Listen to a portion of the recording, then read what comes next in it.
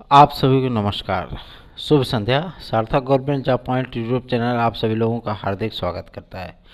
यदि आप इस चैनल पर नए हैं तो चैनल को सब्सक्राइब, वीडियो को लाइक, शेयर ये 3 कार्य करिए। बेल आइकन दबा कर रखें ताकि नोटिफिकेशन मिले और आप उसे शेयर कर सकें। सार्थक government job point YouTube channel आप सभी भाई बहनों का अपने इस चैनल पे हार्दिक स्वागत एवं अभिनंदन करता है। चलिए खबरों की शुरुआत करेंगे और आप सभी लोगों को सारी अपडेट्स पूरी प्रामाणिकता के साथ उपलब्ध कराएंगे। सबसे महत्वपूर्ण सूचना है आपका 69,000 शिक्षक भर्ती को लेकर के। इसमें सबसे ज़्यादा अगर गर्म कोई मुद्दा है तो वो है 69,000 टीचर रिक्रूटमेंट ऑफ प्राइमरी।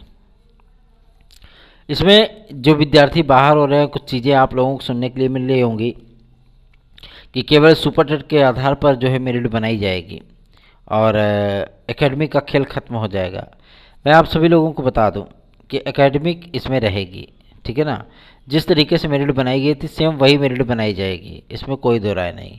और 96 पे अगर किसी का चयन हुआ है तो वो विद्यार्थी बाहर हो जाएगा, चाहे वो जिस भी वर्ग का हो। 90 पे या 93 पे अगर किसी का सिलेक्शन हुआ है किसी भी वर्ग में तो वो विद्यार्थी अपने आप को बाहर समझें, ठीक है।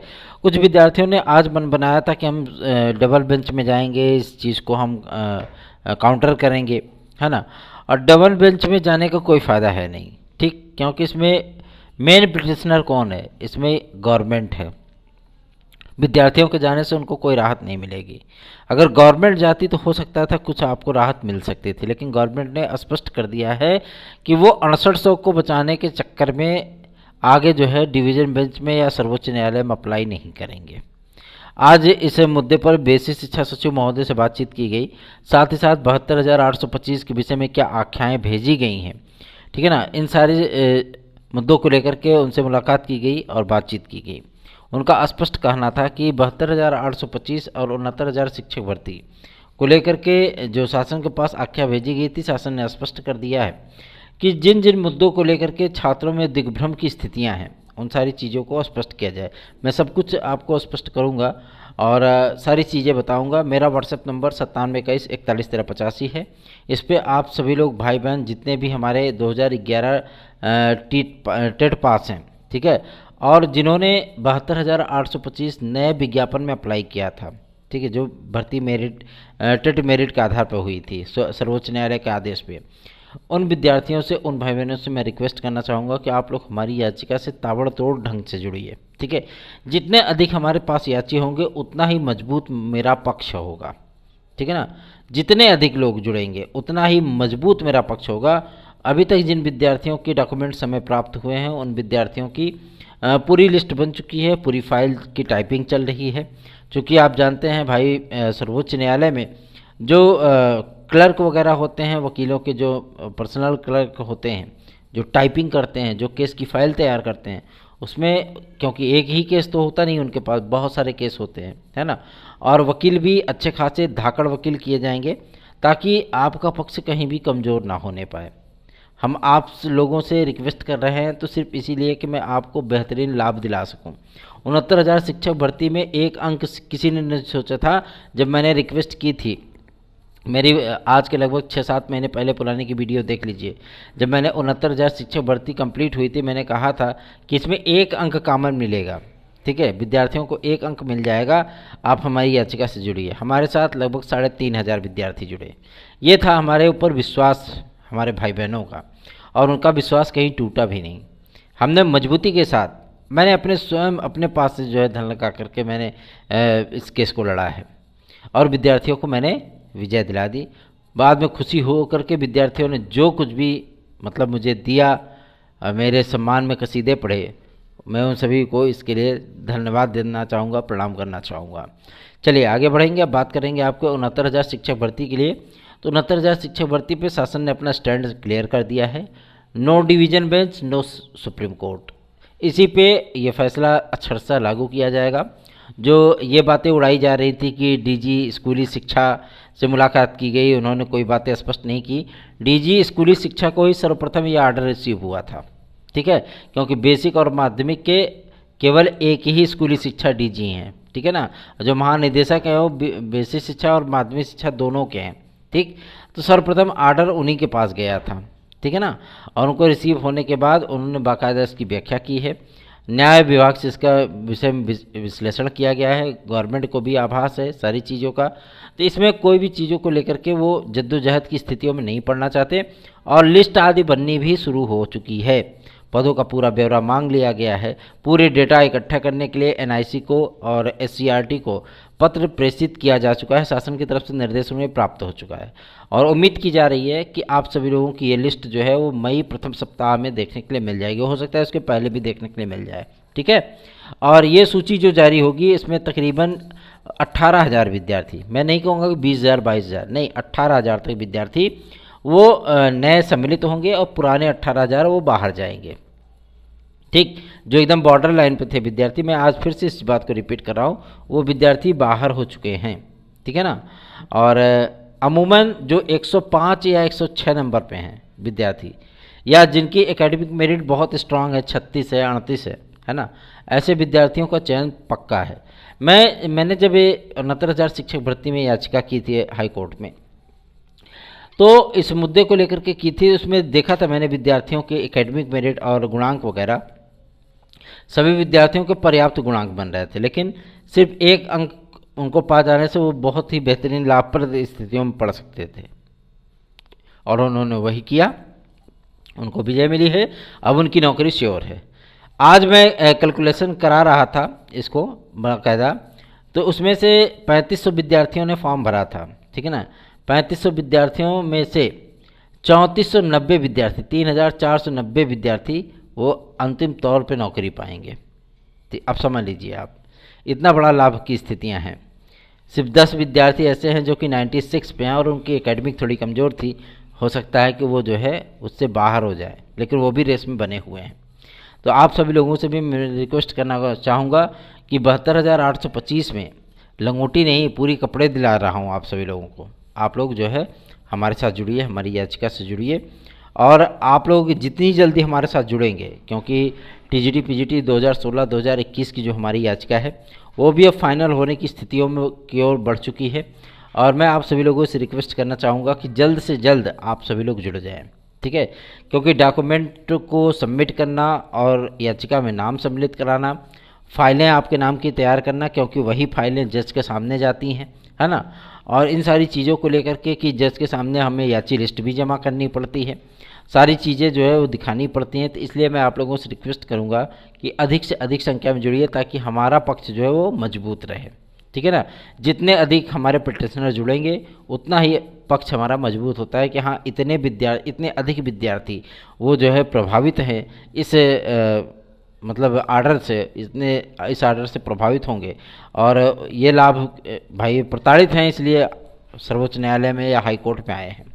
तो इससे लोड पड़ता है, ठीक है ना, ये वकीलों को भी अपना पक्ष रखने में या उसको डिफेंड करने में बहुत आसानी हो जाती है और विजय सुनिश्चित हो जाता है। मैं आप सभी लोगों को 100% इस बात की गारंटी देना चाहता हूँ कि हमारा पक्ष बहुत मजबूत है।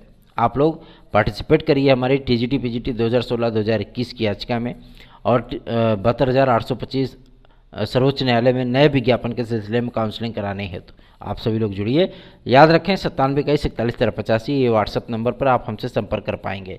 चलिए आगे बढ़ते हैं, बात करते हैं आप सभी लोगों के सबसे महत्वपूर्ण मुद्दे पर, जो कि संबंधित है एडेड जूनियर हाई स्कूल शिक्षक भर्ती के लिए। एडेड जूनियर के लिए एक महत्वपूर्ण सूचना निकल कर के आ रही है।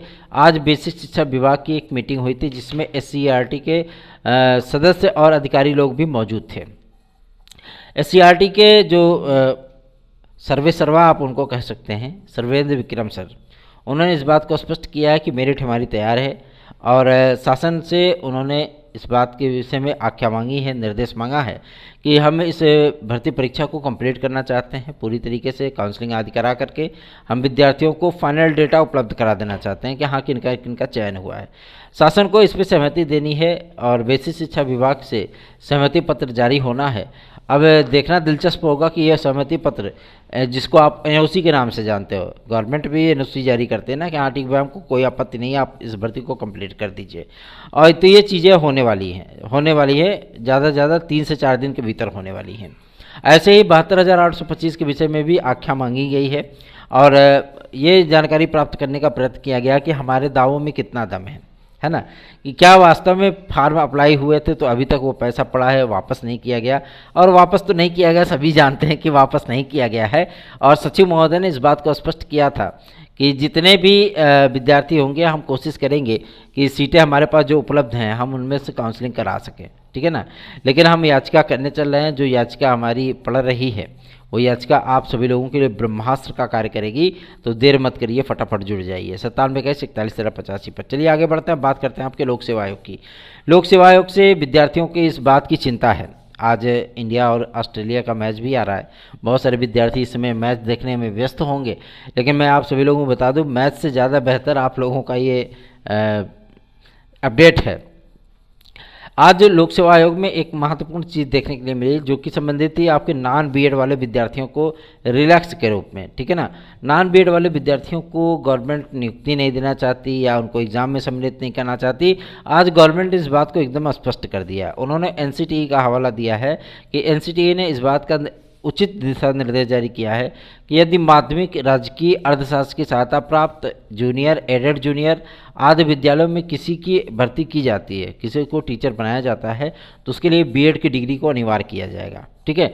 तो कला विषय में चूंकि टीजीटी में इस बात की अर्हता नहीं होती है कि भैया टीजीटी में भी वो चीज़ें होनी चाहिए, उसी तरीके से हाईकोर्ट ने भी आदेश दिया था कि टीजीटी की नियमावली वैध है। टीजीटी की नियमावली वैध है किसमें? राजकीय विद्यालयों में। आज इस आदेश की एक प्रिंट आउट जो है वो प्रेषित किया गया है मुख्यमंत्री कार्यालय महोदय को।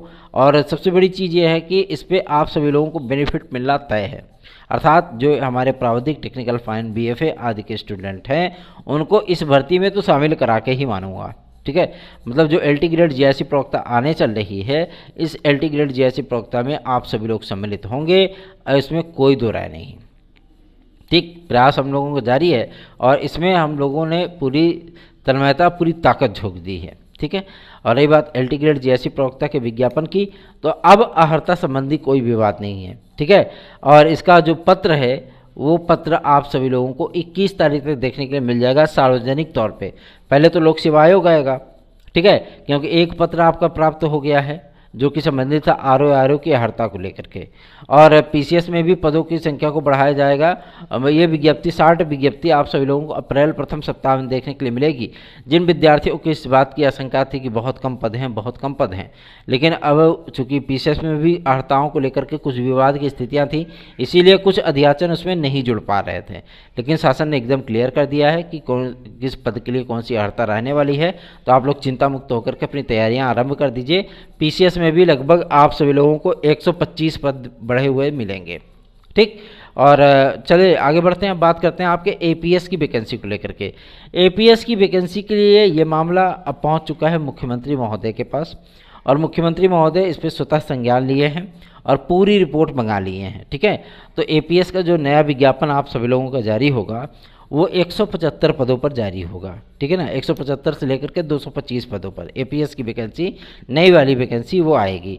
कब इसका विज्ञापन आएगा? इसका विज्ञापन 8 अप्रैल को जारी किया जाएगा। लोक सेवा आयोग के आज अध्यक्ष महोदय ने इस बात को स्पष्ट किया है कि एलटी ग्रेड जीआईसी प्रवक्ता को लेकर के जो ऊहापोह की स्थितियाँ थी, ये स्थितियाँ हम 22 तारीख तक समाप्त कर लेंगे, ठीक है। उसके बाद शासन के उचित दिशा निर्देशानुसार हम सभी लोग इस विज्ञापन को जारी करके आगे की प्रक्रिया को स्टार्ट करेंगे। क्योंकि इस बात का स्पष्टीकरण उन्होंने भी दिया कि लोक सेवा आयोग ने जो कैलेंडर जारी किया था वो कैलेंडर इसी की वजह से प्रभावित हो रहा है, क्योंकि एलटी ग्रेड जीआईसी प्रवक्ता को सम्मिलित करने और उसके परीक्षा आदि को कराए जाने के संबंध में कई सीटें कई डेट के जो स्लॉट थे वो बुक रखे गए थे, लेकिन लोक सेवा आयोग को भी परेशानियों का सामना करना पड़ रहा है। इसलिए आप सभी लोगों से मैं रिक्वेस्ट करना चाहूँगा कि बहुत ताबड़तोड़ ये प्रक्रिया होने वाली है और टीजीटी पीजीटी भी आप सभी लोगों की जून में हो जाएगी। तो आप लोग एकदम कंठस्थ होकर के तैयारियां आरंभ कर दीजिए। Sarthak government job point YouTube channel subscribe, video को लाइक कर दीजिए। यदि आप सभी लोगों को TET CTET, super TET, TGT PGT, एलटीजीएससी, यूपी कांस्टेबल, खंड शिक्षा अधिकारी, यूपी ट्रिपल के किसी भी भर्ती परीक्षा में सम्मिलित होने और सफलता प्राप्त करने के लिए अगर नोट्स आज चाहिए तो आप हमारे 97 इस व्हाट्सएप नंबर पर संपर्क करके हमसे जुड़ सकते हैं और हमारे नोट्स आदि को प्रीव्यू इस पर प्राप्त कर सकते हैं, ठीक है ना। अब बात करते हैं आपके यूपी कांस्टेबल के नए विज्ञापन को लेकर के। तो यूपी कांस्टेबल के नए विज्ञापन को कौन कराएगा, एग्जाम कौन कराएगा, इसके संबंध में आज भी टेंडर जारी किए गए हैं, कि बुकलेट कौन बनाएगा, ये कौन करेगा, परीक्षा कौन कराएगा, वेरिफिकेशन कौन कराएगा, चेक कौन करेगा, परिणाम कौन जारी करेगा। इन तमाम मुद्दों को लेकर के आज पुलिस प्रोन्नति बोर्ड ने जो है इसके संबंध में विज्ञप्ति जारी कर दी है, मतलब टेंडर आज जारी किए जा चुके हैं। ये टेंडर की प्रक्रिया आप सभी लोगों की चलेगी 23 मार्च तक। 23 मार्च सन 2023 तक टेंडर आमंत्रित किए गए हैं और ये टेंडर मिलने के बाद आप सभी लोगों को 25 मार्च तक ये क्लियर हो जाएगा कि आपके LT ग्रेड GIC प्रवक्ता का विज्ञापन और आपके साथ साथ यूपी पुलिस के कांस्टेबल का विज्ञापन कब तक जारी किया जाएगा। ये बातें स्पष्ट हो चुकी हैं कितने पदों पर आपका ये विज्ञापन आएगा, क्योंकि गृह विभाग के अधिकारियों ने स्पष्ट कर दिया है कि यूपी कांस्टेबल की जो नई वैकेंसी होगी, ये वैकेंसी आप सभी लोगों की 27,500 पदों की होगी। 27,500 पदों की आपकी ये वैकेंसी देखने के लिए मिलेगी और लगभग 2250 पदों पर आप लोगों को UPSI की एक नया विज्ञापन भी देखने के लिए मिलेगा, चूँकि अभी कुछ मामले इसके कोर्ट में चल रहे हैं। बात करते हैं UPSSC की। UPSSC में आपके लेखपाल भर्ती परीक्षा परिणाम को लेकर के तमाम चीज़ें चल रही है। एक केस चल रहा है जिसका फाइनलाइजेशन ये क्लियर हो चुका है कि अगले बुधवार तक ये फाइनल हो जाएगा, ठीक है ना।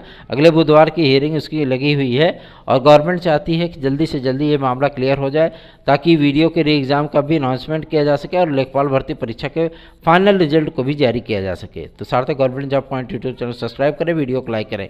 और एक महत्वपूर्ण चीज़ ये है कि आपका जो मुख्य सेविका की भर्ती परीक्षा है, ये मुख्य सेविका की भर्ती परीक्षा आप सभी लोगों की 100% मई लास्ट में होगी, मतलब 25 मई के बाद ये परीक्षा होगी। तो इसकी तैयारियां आप सभी लोग शुरू कर दीजिए जिन्होंने आवेदन आदि किए थे, ठीक है, क्योंकि स्लॉट मिल चुका है। उसके पहले या उसके बाद में आप सभी लोगों को वीडियो का एग्ज़ाम भी देखने के लिए मिल सकता है, ठीक। अप्रैल में आपको वीडियो का एग्ज़ाम देखने के लिए मिल सकता है और आप लोगों को मुख्य सेविका की जो परीक्षा है वो 25 मई के बाद देखने के लिए मिल सकती है। तो इस चैनल को सब्सक्राइब, वीडियो को लाइक कर लीजिए।